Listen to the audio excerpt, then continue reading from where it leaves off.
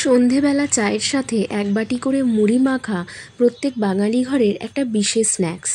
আমার বর আবার এরকম ড্রাই রোস্টেড মুড়ি মাখা খেতে ভীষণ পছন্দ করে, তাই প্রত্যেকবার এক কৌটো করে মুড়ি বানিয়ে রেখে দিই।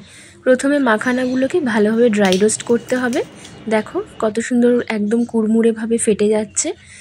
আর এবারে টানা কয়েকদিন বৃষ্টি হওয়াতে গাছগুলো বেশ সতেজ হয়ে উঠেছিল, তাই কয়েকটা কারি পাতা ভালো করে এনে ধুয়ে ভেজে নিয়েছি।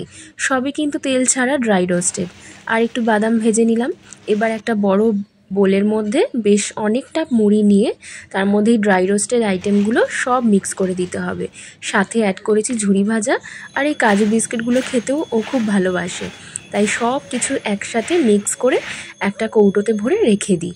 মাঝে মধ্যে যখন আমরা লং ড্রাইভে যেতে ইচ্ছা করে তখন এরকম এক কৌটো মুড়ি তো বানানোই থাকে, সেটা নিয়ে নিই। আর ফ্লাক্সে থাকে চা।